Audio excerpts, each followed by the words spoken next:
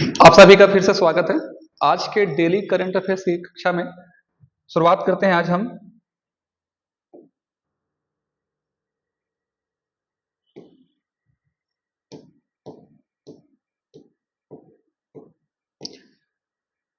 Human development index यानी मानव विकास सूचकांक। अभी हाल ही में 13 मार्च 2024 को संयुक्त राष्ट्र विकास कार्यक्रम, जिसको यूएनडीपी कहा जाता है, तो संयुक्त राष्ट्र विकास कार्यक्रम के अंतर्गत 193 देशों की सूची में, ध्यान रखिएगा, इसके लिए 3 आधार होते हैं: एजुकेशन, हेल्थ और जीवन स्तर। यानी 3 आधार को बेसिक बना करके, ठीक है, मानव विकास सूचकांक जारी किया जाता है संयुक्त राष्ट्र संघ के द्वारा। उस हिस्से में पहले स्थान पर स्विट्जरलैंड, जो 0.967 अंक प्राप्त करके फर्स्ट पोजीशन पे है, और डाकुओं का देश, समुद्री लुटेरों का देश सोमालिया सबसे लास्ट में 193 स्थान पर। जनरली ह्यूमन डेवलपमेंट इंडेक्स से जो क्वेश्चन पूछता है, या तो पहला पूछता है या तो भारत की स्थिति पूछता है। तो इस हिसाब से अगर देखा जाए तो 2024 में ये जब डाटा आया है, 2022 का सर्वेक्षण है, 22 के लिए है, तो 2022 के सर्वेक्षण के आधार पर 134वां क्रम है भारत का। इस क्रम को याद रखिए, परीक्षा में बाकी सारी चीजों को पूछने के बजाय क्रम को पूछता है कि 134वें क्रम पर एसडीआई है भारत। यहां ध्यान रखिएगा 0.664, 0.6 के आसपास भारत का स्कोर है। इसके लिए 4 भागों में डिवाइड किया जाता है जो इसका स्कोर है। मतलब जो 3 चीजें मैंने आपको बताई, जीवन प्रत्याशा सूचकांक, शिक्षा सूचकांक और आय सूचकांक, है ना, यहां आप देख सकते हैं। ठीक है, हेल्थ, आय और एजुकेशन, जीवन स्तर को भी आय कर सकते हैं। तो उसको बेसिक बना करके जब कुछ मानक तय किए जाते हैं, उसके आधार पर 0.800 अंक पाने वाला या उससे अधिक पाने वाला सबसे अच्छे पोजीशन पे होता है। 0.7 से 799 पर उच्च, 0.55 से 699 तक मध्यम और 0.550 से नीचे निम्न। भारत जो है मध्यम स्तर पर है। एसडीआई में 2021 में इसका क्रम 135वां था। ह्यूमन डेवलपमेंट इंडेक्स की अवधारणा के विकास जो है, पाकिस्तान के अर्थशास्त्री महबूब उल हक और भारत के नोबेल पुरस्कार विजेता अमर सेन द्वारा दिया गया था। इस बात को भी ध्यान में रखिएगा, ठीक है। अब यहाँ पर अगर हम थोड़ा बहुत अगर देखना चाहें तो ब्रिक्स देशों में ब्राजील 56वां, रूस 90वां, भारत 134वां, चीन 75वां, दक्षिण अफ्रीका 110वां, और इधर भी आपको ये लिस्ट मिल जाएगा। लेकिन उतना इंपॉर्टेंट नहीं है, ध्यान रखिएगा, केवल क्रम पूछता है, इस बात को ध्यान रखिएगा। स्विट्जरलैंड पहले स्थान पर, भारत 134वें स्थान पर। चलिए आगे बढ़ते हैं। अभी हाल ही में T20 वर्ल्ड कप हुआ है भारत में, तो यहाँ से क्वेश्चन के आने के चांसेस हैं। अमेरिका यानी यूएसए और वेस्ट इंडीज के संयुक्त तत्वाधान में 2 जून से लेकर के 29 जून के बीच में, 29 जून को फाइनल था, ये T20 वर्ल्ड कप हुआ। टोटल 20 टीमों ने हिस्सा लिया था। यहाँ पर टोटल 54 मैच हुए, जिसे 4 ग्रुप में बनाया गया था, ठीक है। और इसके बाद फाइनल हुआ है इंडिया और साउथ अफ्रीका के बीच में। इसको तो आप अच्छे से जानते होंगे, समझते होंगे, पूछेगा परीक्षा में। हालांकि 1983 के वर्ल्ड कप जो लंदन में हुआ था उसे बहुत बार पूछा गया है। लंदन का जो मैदान है आप जानते हैं, बहुत प्रसिद्ध मैदान, ठीक है, वहां तो हो सकता है कि इस बार इस वर्ल्ड कप को हमने यहाँ जीता है तो इस मैदान को पूछ सके वो। तो किंगस्टन ओवल, बारबाडोस, ये वेस्ट इंडीज में है, तो वेस्ट इंडीज के किंगस्टन ओवल में फाइनल हुआ इंडिया और साउथ अफ्रीका के बीच में, जिसमें इंडिया ने 7 रन जीत दर्ज की साउथ अफ्रीका को हरा करके। ब्रांड एम्बेसडर को पूछेगा, 3 ब्रांड एम्बेसडर, ध्यान रखिएगा, क्रिकेट से जुड़े हुए हैं, लेकिन एक ब्रांड एम्बेसडर जो है वो धावक हैं। युवराज सिंह भारत के, क्रिस गेल वेस्ट इंडीज के, शाहिद अफरीदी पाकिस्तान के, और उसेन बोल्ट धावक जमैका के, ठीक है, Olympic gold medalist Usain Bolt. तो ये 4 ब्रांड एम्बेसडर थे। गुरबाज ने सबसे अधिक रन बनाए, अफगानिस्तान का प्लेयर, 281 रन। उसके बाद सेकंड पोजीशन रोहित शर्मा का है, 257 रन। अर्शदीप सरदार जी पाजी ने सबसे अधिक विकेट लिए, 17 विकेट। और सेम टू सेम अफगानिस्तान के फारूकी, फजल हक फारूकी ने भी 17 विकेट लिए, ठीक है। ध्यान रखिएगा कुछ बहुत महत्वपूर्ण बिंदु भी है यहाँ पर। T20 under 19 one day champions trophy जीतने वाला एकमात्र खिलाड़ी है विराट कोहली।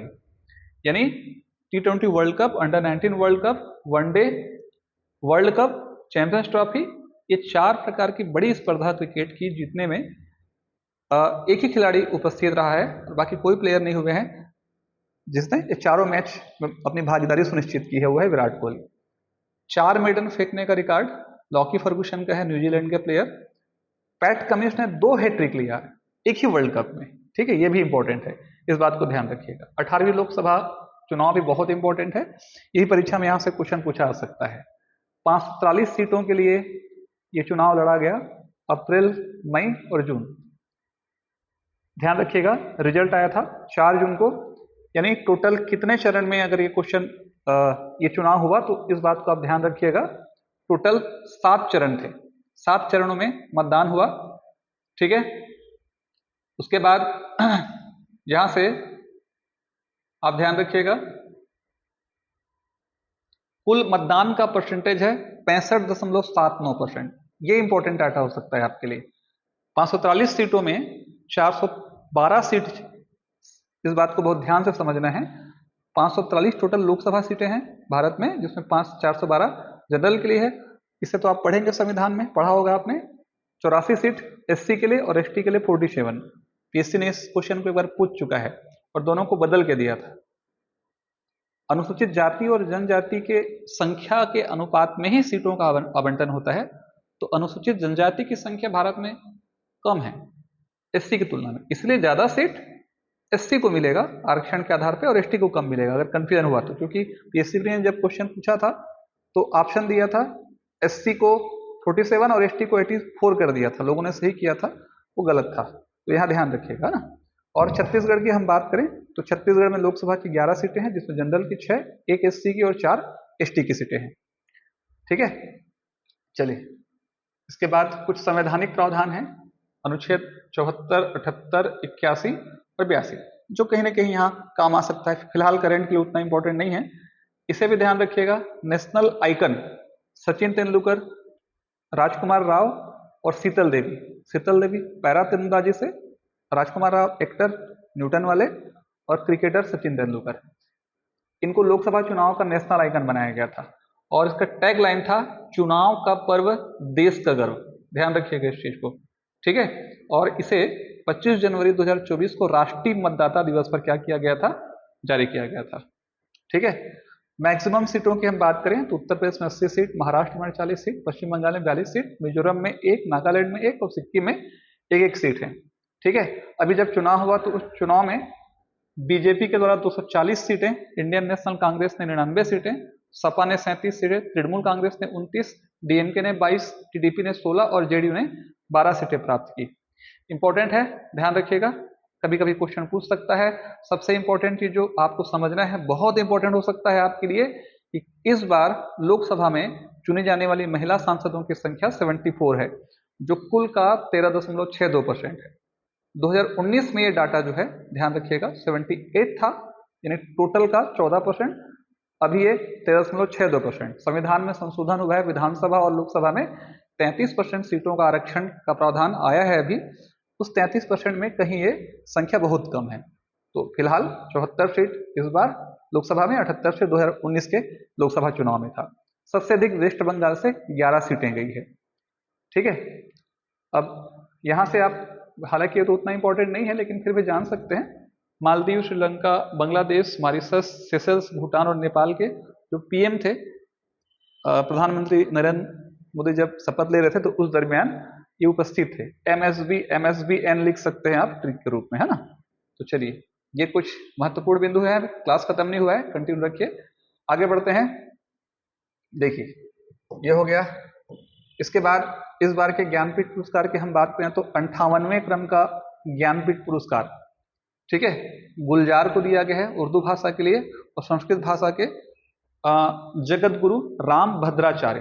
ध्यान रखिएगा, नाम बहुत अच्छे से होने चाहिए। 58वें क्रम का ज्ञानपीठ पुरस्कार जगत गुरु राम भद्राचार्य और उर्दू भाषा के गुलजार, जो बहुत प्रसिद्ध कवि और गीतकार हैं। इसके बाद आगे हम बढ़ेंगे तो ध्यान में रखिएगा, शशि थरूर को, प्रख्यात लेखक शशि थरूर जो सांसद हैं, इनको 20 फरवरी 24 को फ्रांस के सर्वोच्च सम्मान द लीजन ऑफ ऑनर से सम्मानित किया गया है, ठीक है, ये भी बहुत इंपॉर्टेंट है। शशि थरूर को फ्रांस के सर्वोच्च सम्मान द लीजन ऑफ ऑनर से सम्मानित किया गया है। इसके बाद अगला है, बहुत इंपॉर्टेंट है, मान बुकर पुरस्कार 2024 का अंतर्राष्ट्रीय मान बुकर पुरस्कार जेनी एरपेनबेक द्वारा लिखित, ये हैं जेनी और ये हैं अनुवादकर्ता जेनी एरपेनबेक द्वारा लिखित और माइकल हाफपेन द्वारा अनुवादित पुस्तक कैरोस को, ध्यान रखिए लेखिका जो है वो है जेनी एरपेनबेक और उसके अनुवादक हैं माइकल हाफपेन और पुस्तक का नाम है कैरोस। इनको इस बार का ये ज्ञानपीठ पुरस्कार दिया गया है। चलिए सभी को थैंक यू, नेक्स्ट कक्षा में मिलते हैं।